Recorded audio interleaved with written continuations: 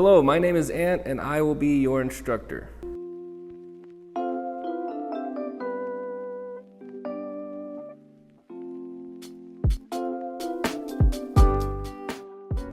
I'll have an idea, either I saw something or was inspired by something. I have a bunch of ideas in my head. And then the first phase of that would be either doing a storyboard or with like this Pokemon animation I'm doing, I just did the whole thing as a rough animation. And then after that's done, then I go through the meticulous process of tracing over all those drawings, being very particular and trying to get them on model, as they say, so the people who know what they're supposed to look like, it looks like that. And yeah, once I get those clean lines done, then I can fill it with color. I kind of like the look of the rough animation, but at the end of the day, the completed final animation looks better, and I'd say most people like it that way. So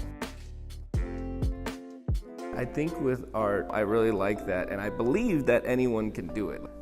I know I was not good at art when I wanted to be. Like in second grade, I was like, I really want to be good at art. Yeah, just trial and error until I felt like I was a little better. Teachers actually helped me get a lot better. Yeah, it feels good as a teacher and as an instructor, having someone who wants to be better at something and being able to help them get better at it, just like, I have had in my life. I will say a cool thing about art is that's the only real way you can really explain things that don't exist, especially with animation. Like if you had like a dream that was really complicated to explain, but you could technically animate it. And yeah, I like how accessible art is, even with animation, especially animation. If you follow the principles of animation, even stick figure, simple things. A lot of people say, oh, I can only draw stick figures. But I've seen some really, really good stick figure animation. I think anyone can learn to be good at art and feel like they can create something that they'll be proud of. Yeah, so I've always been a fan of animation. Just throughout my life, I'd think up a character and scenarios that I'd want to do. I've always been into drawing, so that's just something I do. Sometimes I draw the characters. And then in college, got into film. These two loves, the drawing and the film, the natural fusion of those was kind of animation. Out of all the art stuff I do, that's the most fulfilling when you're at the end of the day and you can press play and see it. It just, it feels very rewarding, so yeah.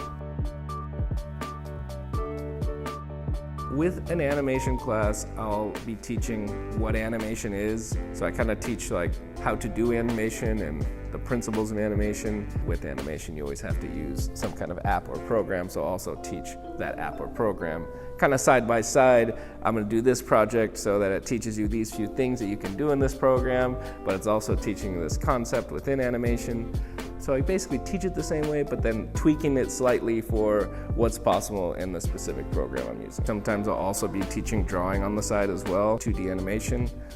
It's a lot of drawing, so having drawing skills, and naturally you're going to be building those drawing skills up because you're going to be drawing stuff over and over again. Practice it with purpose, but then you're also going to be doing it and naturally getting better. Specific projects that maybe help a little more. And then I also like to do collaborative projects with students too. I'll get in there, and if they have cool ideas and it's a long animation and they want to create this thing, but it takes so long to do it by yourself, then we could all work together on it. I've done a couple collab projects with students in the past, and they're really fun.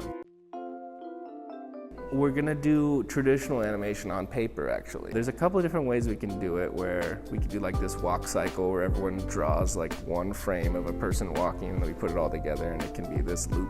Or we can get even more complex with it, or do some flip books on paper. I've done those too, and those are really fun. So, going back to what you're talking about, is there an animation community in Duluth? These other art forms are more accessible, and animation is becoming more accessible. Yeah, that's why I actually taught at my old high school, and they didn't have animation when I was there, and I just created a class that I would have wanted to take when I was there. So yeah, taught it for 8 years. People were in there because they were genuinely interested in animation. Some people were in there as this is, of the art classes, I'll choose this one. And yeah, there were some people that surprised themselves with what they were able to do, and that is a cool feeling to contribute to.